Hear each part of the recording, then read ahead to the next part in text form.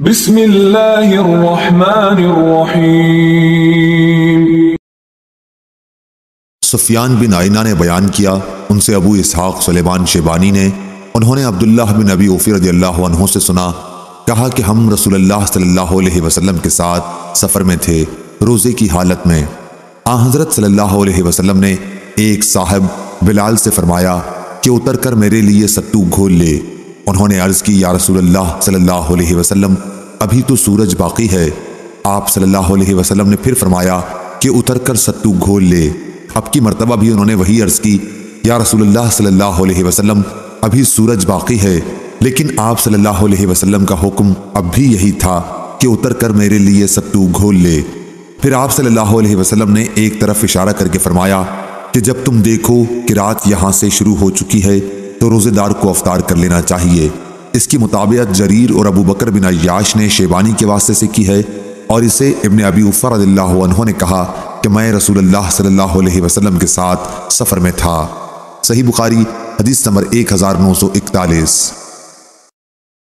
ہشام بن عروہ نے بیان کیا کہ مجھ سے میرے باپ عروہ نے بیان کیا، ان سے عائشہ نے کہ حمزہ بن عمرو اسلمی رضی اللہ عنہ نے عرض کی، یا رسول اللہ، میں سفر میں لگاتار روزے رکھتا ہوں۔ صحیح بخاری حدیث نمبر 1942۔ دوسری سند امام بخاری نے کہا کہ اور ہم سے عبداللہ بن یوسف نے بیان کیا، انہیں امام مالک نے خبر دی، انہیں ہشام بن عروہ نے، انہیں ان کے والد نے، اور انہیں نبی کریم صلی اللہ علیہ وسلم کے زوجہ مطہرہ عائشہ رضی اللہ عنہا نے کہ حمزہ بن عمرو اسلمی رضی اللہ عنہ نے نبی کریم صلی اللہ علیہ وسلم سے عرض کی، میں سفر میں روزہ رکھوں۔ وہ روزے بکثرت رکھا کرتے تھے۔ حضرت صلی اللہ علیہ وسلم نے فرمایا کہ اگر جی چاہے تو روزہ رکھ اور جی چاہے افطار کر۔ صحیح بخاری حدیث نمبر 1943۔ امام مالک نے خبر دی، انہیں ابن شہاب نے، انہیں عبید اللہ بن عبداللہ بن عتبہ نے، اور انہیں ابن عباس رضی اللہ عنہ نے کہ نبی کریم صلی اللہ علیہ وسلم فتح مکہ کے موقع پر مکے کی طرف رمضان میں چلے تو آپ صلی اللہ علیہ وسلم روزے سے تھے، لیکن جب قدید پہنچے تو روزہ رکھنا چھوڑ دیا، اور صحابہ نے بھی آپ کو دیکھ کر روزہ چھوڑ دیا۔ ابو عبداللہ امام بخاری رحمہ اللہ نے کہا کہ عصفان اور قدید کے درمیان قدید ایک تالاب ہے۔ صحیح بخاری حدیث نمبر 1944۔ ام درداء رضی اللہ عنہا نے بیان کیا کہ ابو درداء نے کہا کہ ہم نبی کریم صلی اللہ علیہ وسلم کے ساتھ ایک سفر کر رہے تھے۔ دن انتہائی گرم تھا، گرمی کا یہ عالم کہ گرمی کی سختی سے لوگ اپنے سروں کو پکڑ لیتے تھے۔ نبی کریم صلی اللہ علیہ وسلم اور ابن رواحہ رضی اللہ عنہ کے سوا اور کوئی شخص روزے سے نہیں تھا۔ صحیح بخاری حدیث نمبر 1945۔ محمد بن عبد الرحمن انصاری نے بیان کیا، کہا کہ میں نے محمد بن عمرو بن حسن بن علی رضی اللہ عنہ سے سنا، اور انہوں نے جابر بن عبداللہ رضی اللہ عنہ سے کہ رسول اللہ صلی اللہ علیہ وسلم ایک سفر غزوہ فتح میں تھے۔ آپ صلی اللہ علیہ وسلم نے دیکھا کہ ایک شخص پر لوگوں نے سایہ کر رکھا ہے۔ آپ صلی اللہ علیہ وسلم نے دریافت فرمایا کہ کیا بات ہے؟ لوگوں نے کہا کہ ایک روزے دار ہے۔ آپ صلی اللہ علیہ وسلم نے فرمایا کہ سفر میں روزہ رکھنا کچھ اچھا کام نہیں ہے۔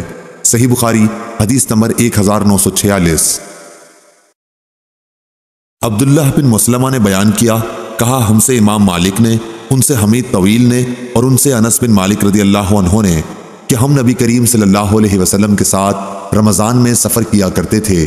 سفر میں بہت سے روزے سے ہوتے اور بہت سے بے روزہ ہوتے، لیکن روزے دار بے روزے دار پر اور بے روزے دار روزے دار پر کسی قسم کی عیب جوئی نہیں کیا کرتے تھے۔ صحیح بخاری حدیث نمبر 1947۔ موسیٰ بن اسماعیل نے بیان کیا، انہوں نے کہا ہم سے ابو ایوانہ نے، ان سے منصور نے، ان سے مجاہد نے، ان سے طاؤس نے، اور ان سے حضرت عبداللہ بن عباس رضی اللہ عنہ نے کہ رسول اللہ صلی اللہ علیہ وسلم نے غزوہ فتح میں مدینے سے مکے کے لیے سفر شروع کیا تو آپ صلی اللہ علیہ وسلم روزے سے تھے۔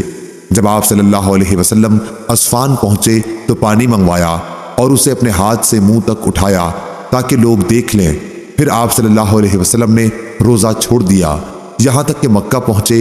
ابن عباس رضی اللہ عنہ کہا کرتے تھے کہ رسول اللہ صلی اللہ علیہ وسلم نے سفر میں روزہ رکھا بھی اور نہیں بھی رکھا، اس لیے جس کا جی چاہے روزہ رکھے اور جس کا جی چاہے نہ رکھے۔ صحیح بخاری حدیث نمبر 1948۔ عبید اللہ نے بیان کیا ان سے نافع نے کہ حضرت عبداللہ بن عمر رضی اللہ عنہ نے آیت مذکورہ والا فدیۃ طعام و مساکین پڑھی اور فرمایا یہ منسوخ ہے۔ صحیح بخاری حدیث نمبر 1949۔ ابو سلمہ نے بیان کیا کہ میں نے عائشہ رضی اللہ عنہا سے سنا، وہ فرماتی کہ رمضان کا روزہ مجھ سے چھوٹ جاتا، شعبان سے پہلے اس کی قضا کی توفیق نہ ہوتی۔ چاہیہ نے کہا کہ یہ نبی کریم صلی اللہ علیہ وسلم کی خدمت میں مشغول رہنے کی وجہ سے تھا۔ صحیح بخاری حدیث نمبر 1950۔